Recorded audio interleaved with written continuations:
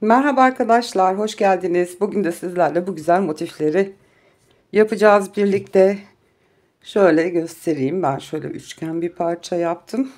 Bunları şu şekilde yine bir üçgen parça ekleyerek yaparak şuraya ekleyerek böyle perde ucuna değerlendireceğim bunu. O yüzden bu şekilde ekleme yaptım. Şöyle göstereyim. Oldukça yapımı kolay. Zor gibi duruyor ama değil.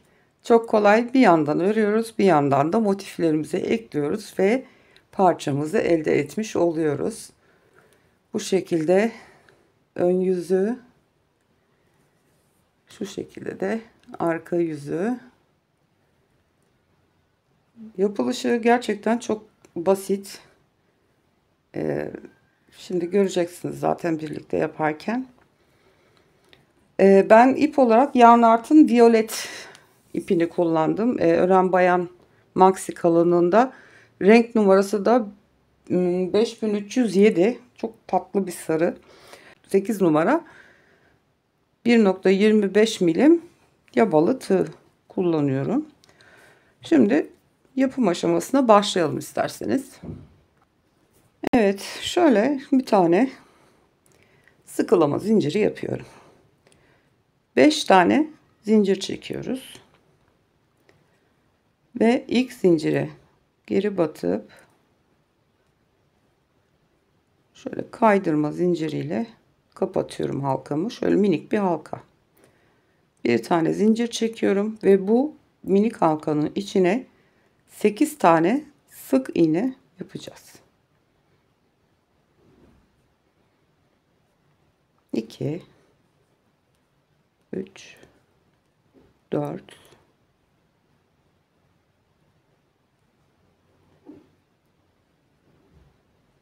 5, aynı zamanda ipi de yürütüyorum içinde. 6 7 ve 8. İlk yaptığımız sık iğneye batıyoruz ve bir kaydırma zinciri yaparak motifimizin küçük göbeğini oluşturmuş oluyoruz. 6 tane zincir çekiyoruz.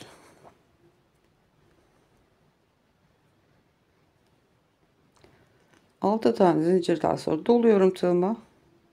Sıkıladığım sık iğne değil, bir sonrakine batıyorum ve ikili trabzan yapıyorum. 3 tane zincir, bir sonraki sık iğneye batıyorum, ikili trabzan örüyorum.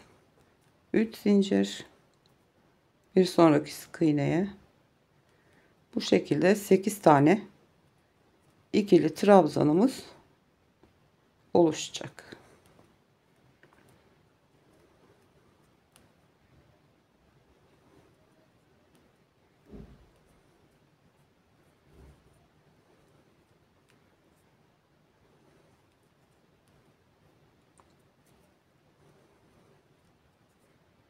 Ve bu da sonuncusu. Şöyle görmüş olduğunuz gibi 2 4 6 8 tane trabzanımız oluştu. 3 tane zincir çekiyoruz ve şu zincirin 1 2 üçüncüsüne batıp kaydırma zinciri yapıyoruz. Hemen bir yandaki boşluğa batıyorum, bir kaydırma zinciri yapıyorum, 3 tane zincir çekiyorum ve 4 tane ikili trabzan örüyorum.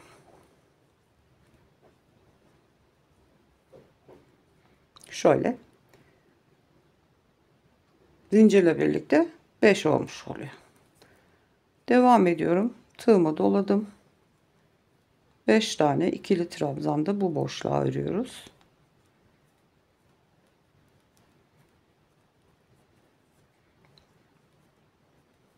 Ve 5. Şu şekilde 2 tane boşluğa 5'er tane trabzan örmüş olduk. Evet. Şimdi 10 tane zincir çekiyoruz.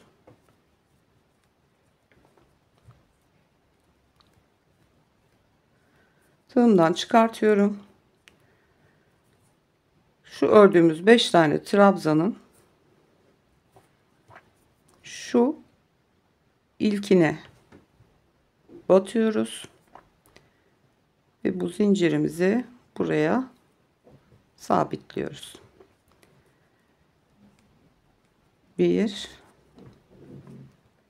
2 3 tane sık iğne örüyoruz.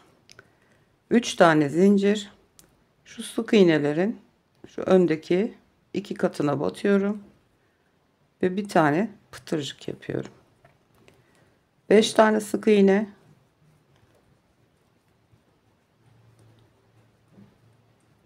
3 zincir, öndeki 2 katını alarak pıtırcığımı yapıyorum.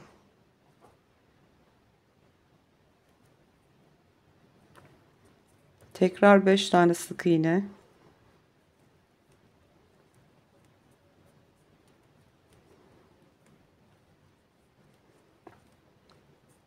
5 tane sık iğnemi yaptım. 3 tane zincir, şu şekilde 2 katına batarak öndeki pıtırcığımı yapıyorum ve son 3 tane sık iğnemi örüyorum. Şu şekilde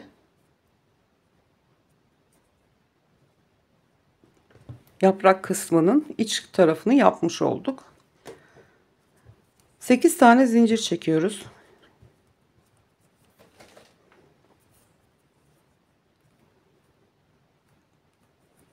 Dönüyoruz. Şu iki pıtırcık arasında 5 tane sık iğne var. 1 2 3 4 5. Üçüncüsüne tam ortaya batıyoruz. Sık iğne yapıyoruz. 8 zincir. Tam 5 sık iğnenin ortasındakine batıyoruz. Sık iğne yapıyoruz. 2 tane yuvamız oldu. Tekrar 8 zincir. Ve şu ilk çektiğimiz 10 zinciri tutturduğumuz şu trabzanın şuradaki şu boşluğuna batıyoruz ve kaydırma zinciri yapıyoruz. Bir tane zincir çekiyoruz ve dönüyoruz ön yüzüne. Evet, yaprağımızın 3 boşluğunu yaptık. Şimdi 4 tane sık iğne yapıyoruz önce. 1 2 3 ve 4. 2 tane zincir çekiyoruz. Doluyoruz tığımızı. 4 tane ikili trabzan örüyoruz.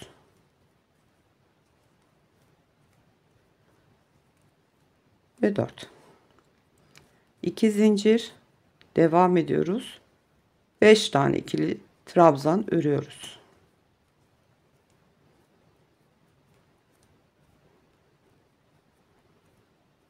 Evet.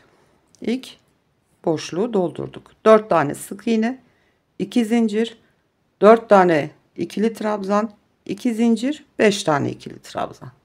İlk boşluğumuzu doldurduk. Tığımızı doluyoruz. İkinci boşluğa geçiyoruz. 5 tane ikili trabzan.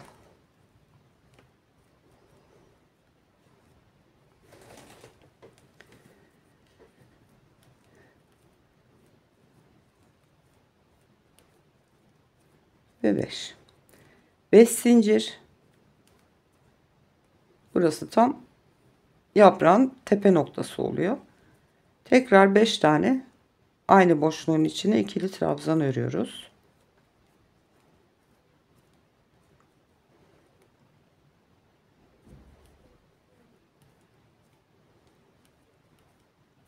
Ve 5.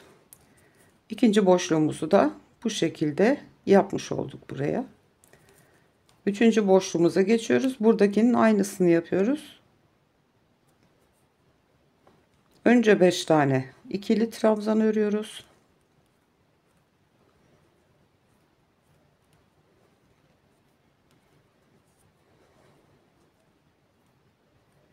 Beş tane trabzanımızı ördük. 2 zincir, 4 tane ikili trabzanı örüyoruz.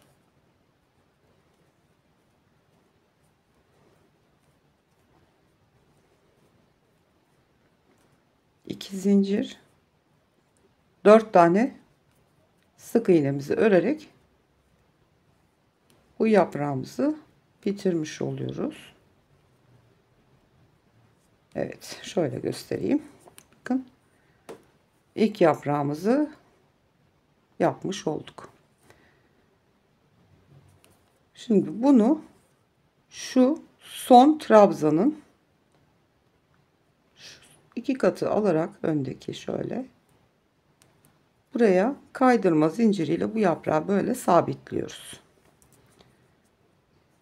Bu şekilde çok güzel oldu. Devam ediyoruz. Doladığım tığıma boşluğun içine 5 tane ikili trabzan örüyoruz.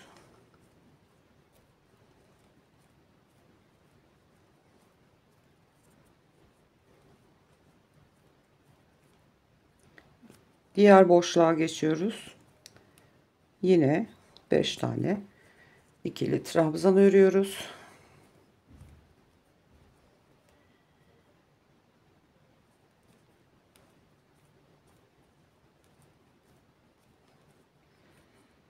İki tane boşluğumuza beşer tane ikili trabzanımızı yaptık. 10 tane zincir çekiyoruz.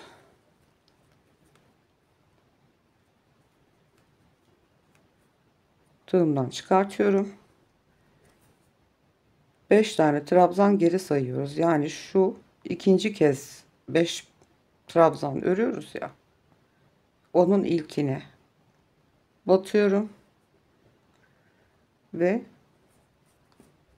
ilmeğin içinden geçirdim. Ne yapmıştık? 3 tane sık iğne yapıyorum önce. 3 sık iğnemi yaptım. 3 zincir. Şu sık iğnelerin önündeki şu katlara batıyorum. Pıtırcımı yapıyorum. 5 tane sık iğne.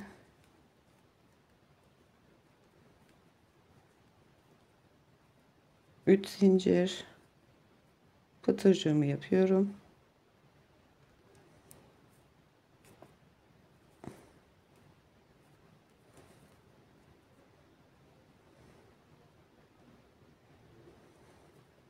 Beş tane sık iğne.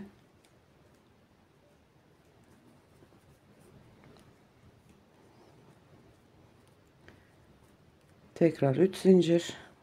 Pıtırcığımızı yapıyoruz. Ve son 3 sık iğnemi yapıyorum. Evet, yaprağımızın orta noktasındaki işlemi yaptık. Şimdi üst tarafını yapacağız. Buraya da 8 zincir dönüyoruz. Şu iki pıtırcının arasındaki 5 sık iğnenin tam ortasına batıyoruz. 1 2 tane bırakıyoruz, üçüncüye sabitledik oraya. Tekrar 8 zincir, buradakilerin tam ortasına batıyoruz.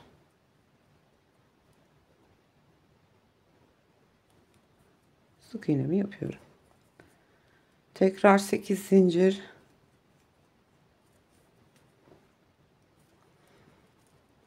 ve şu 10 zinciri tutturduğumuz trabzanın olduğu noktaya batıyoruz. Kaydırma zincir yapıp bir zincir çekiyoruz ve dönüyoruz.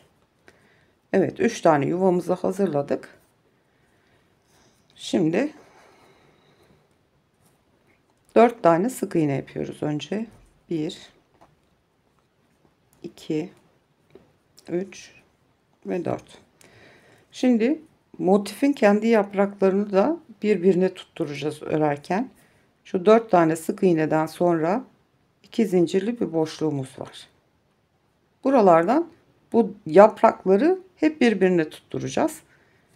4 sık iğneyi ördükten sonra bir zincir çekiyorum ve şu 4 sık iğneden sonra çektiğim zincir boşluğuna batıp bunu buraya tutturuyorum.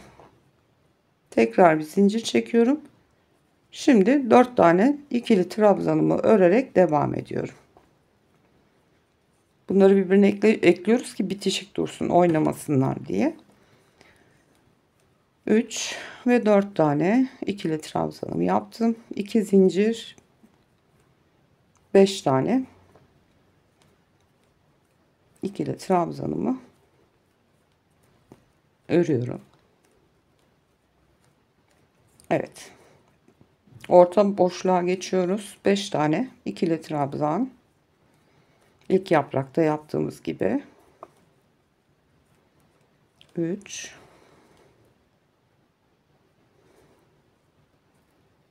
4 ve 5. 5 tane trabzanımı yaptım. 5 zincir ve tekrar aynı boşluğa 5 tane trabzan daha.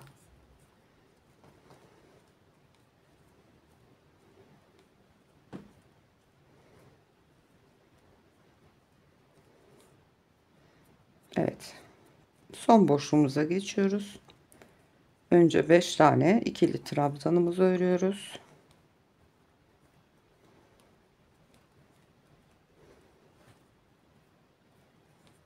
İki zincir, 4 tane ikili trabzan.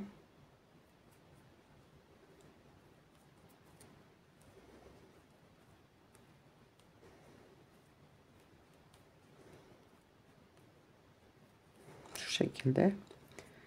Tekrar 2 zincir, 4 tane sık iğne.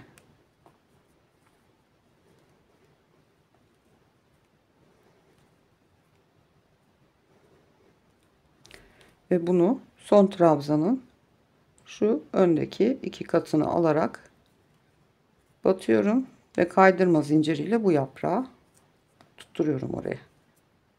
Evet, gördüğünüz gibi motifimizin yarısı ortaya çıktı bile. 2 yaprak. Eklemesini de size göstermek istiyorum. Yani motife, parçaya nasıl ekleyeceğiz? Onu da aynı zamanda göstereyim istedim. Şimdi şu kısmı örelim birlikte. Şimdi bu 3 boşluğumu oluşturdum. 4 tane sık iğnemi yapıyorum.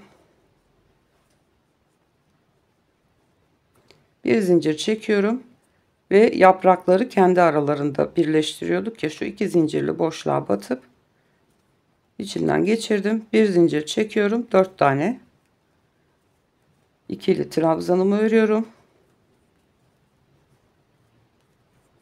2 tane zincir,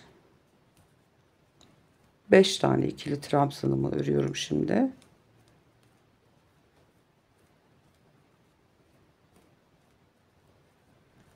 Ve ilk boşluğumu doldurmuş oldum ve aynı zamanda iki yaprağı birbirine tutturduk. Şimdi tam orta noktaya geliyoruz. Ne yapıyorduk? 5 tane ikili trabzan örüyoruz.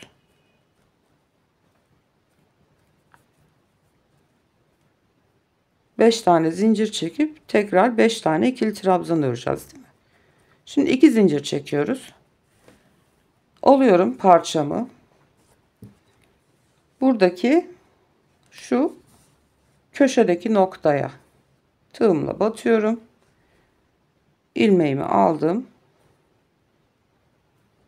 ve içinden geçirdim. Tekrar 2 zincir çekiyorum ve 5 tane ikili trabzanımı örmeye devam ediyorum. Yani hem motifi örüyoruz hem de birleştiriyoruz. 5 tane ikili trabzanı ördüm. Geçiyorum bir sonraki boşluğa. 5 tane ikili trabzan örüyorum.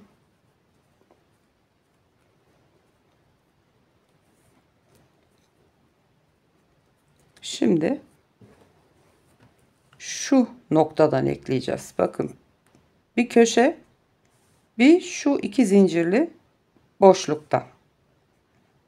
Diğer yaprağı yaparken de, şimdi dördüncü yaprağı da yaparken yine buradan ve köşe kısmından ekleme yapacağız. Bir tane zincir çektim. Bu iki zincirli boşluktan batıyorum. Kaydırdım. Bir zincir çektim ve 4 tane ikili trabzanımı örüyorum.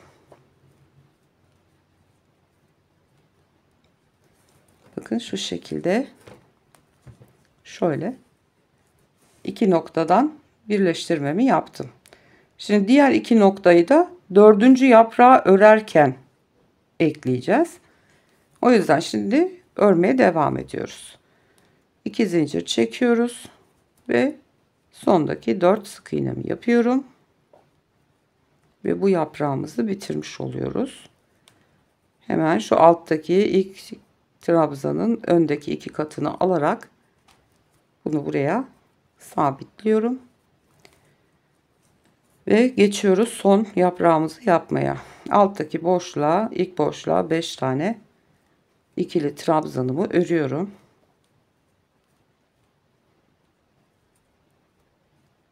Bir sonraki boşluğun içine de 5 tane.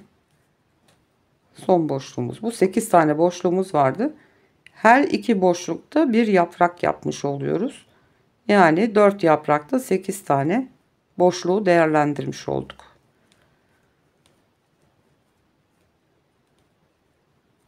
Evet. Şimdi diyeceksiniz ki burası son.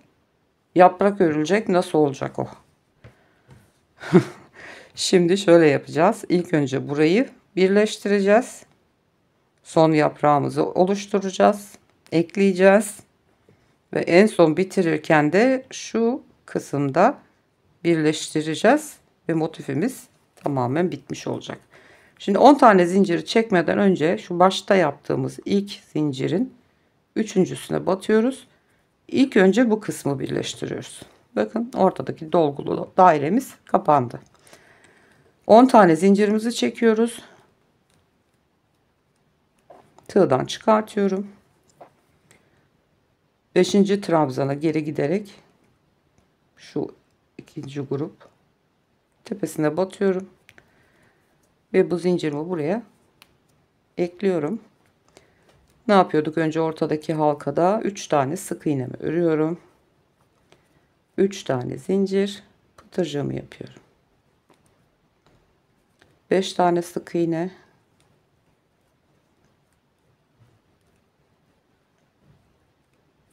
Ben hiç sıkılmadım bu motifi örerken. Çok zevkli örülüşü var. Evet, 3 zincirimi çektim ve pıtırcığımı yapıyorum. 5 tane sık iğne.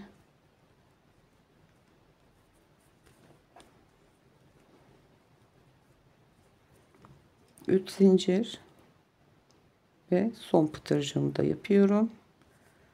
3 tane sık iğnemi örüp bu kısmı bitirmiş oluyorum. Şimdi 8 tane zincir çeviriyorum arkasını. Ne yapıyorduk? Tam ortadaki sık iğneye batıp bir tane sık iğne yapıyorduk. Yine 8 zincir. Yine 5 tane sık iğnenin ortasındakine batıyoruz. Sık iğnemizi yapıyoruz.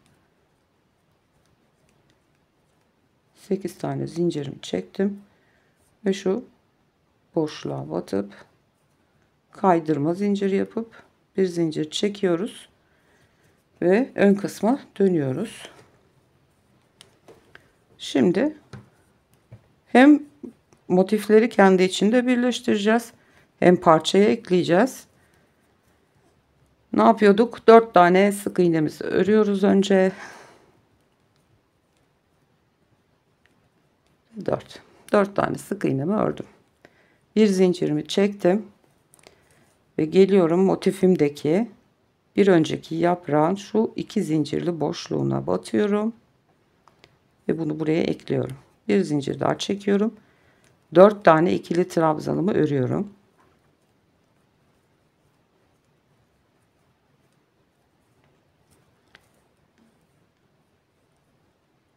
Bir zincir çekiyorum. Şimdi ilk yaprağı eklemiştik. 2 noktadan. Şimdi buradan ve şu köşe kısımdan ekleyeceğiz. Şimdi 4 tane trabzanımı ördüm ve buradaki boşluğa batıyorum. Parçamdaki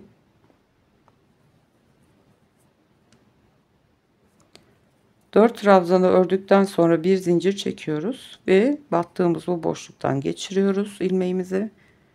Bir zincir daha çekip 5 tane trabzanımızı örüyoruz aynı boşluğun içine.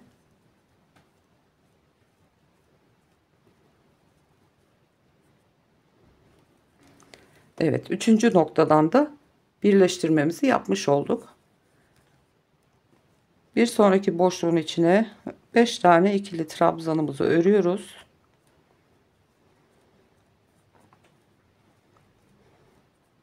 İki zincir çekiyorum ve tam şu köşe noktamıza batıyoruz.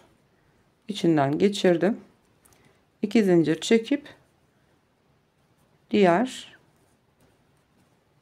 5 tane trabzanımı aynı boşluğun içine örüyorum. Ve tam köşe noktamız bitmiş oluyor böylece. Şöyle göstereyim. Üçüncü yaprağı örerken köşeden ve şu iki zincirli kısımdan birleştirdik. Yaprağı bitirdik. Dördüncü yaprağımızı yaparken de bu iki zincirli boşluğu ve köşe kısmını birleştirerek motifimizi eklemiş olduk. Bu şekilde oluyor. İki kenar eklerken de şöyle göstereyim. Motifi ilk yaprağı yapıp yarısını yapıp ilk köşeden itibaren ekleme yapıp devam edebilirsiniz. Ya da ikinci köşeyi yaparken eklemeye başlarsınız. İkinci ve üçüncü köşeyi o şekilde ekleyebilirsiniz. Sizin tercihiniz, nasıl isterseniz. Evet, eklememizi yaptık, bitti. Şimdi son şu iki yaprağın birbirine eklenmesi ve bitirişi yapacağız. Son boşluğumuza geçiyoruz. Önce 5 tane ikili trabzanımızı örüyoruz.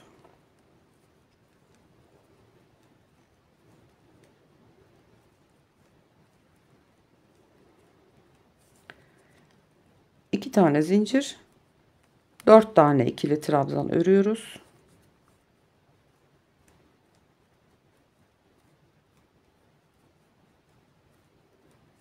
Şimdi motifin kendi yapraklarını da birleştiriyorduk ya. Sık iğne yapmadan önce bu birleştirmeyi de yapmamız gerekiyor. Bir tane zincir çekiyoruz. Tığımı çıkarttım. Şimdi onu şuraya ekleyebilmek için motifi böyle baş aşağı kendime doğru çeviriyorum. Şu iki zincirli boşluğumuza batıyorum tığımla. İlmeğimi aldım. İçinden geçirdim. Bir zincir daha çektim. Ve bu motif burada birleşmiş oldu. Şimdi şu kısmı örüp motifimizi bitireceğiz. Bir zincirimi çekmiştim. Şimdi örmediğim kısmı şu şekilde alıyorum rahat örebilmek için. Ve 4 tane sık iğnemi yapıyorum buraya. Ve alttaki trabzanın ön katlarına batarak şu şekilde kaydırma zincirimi yapıyorum ve zincir çekmiyorum. Şu şekilde ipliğimi kesiyorum. Çıkarttım. Şu yaptığımız 5 trabzanı şurada hemen eklediğimizin yanındakine arkadan şu şekilde batırıyorum. İpliğimi ilmeğin içinden geçirip ipimi arka tarafa alıyorum ve bunu arkada ilmeklerin arasında saklayacağım. Evet, gördüğünüz gibi hem motifimizi ördük hem birbirine ekledik. Yapım aşaması bu kadar arkadaşlar. Ve ütülendiği zaman da böyle çok güzel görünüyor. Dilediğiniz iple, dilediğiniz incelikteki iple her türlü projenizde kullanabileceğiniz çok şık bir motif. Umarım beğenmişsinizdir. Bir sonraki videoda görüşmek üzere. Hoşça kalın.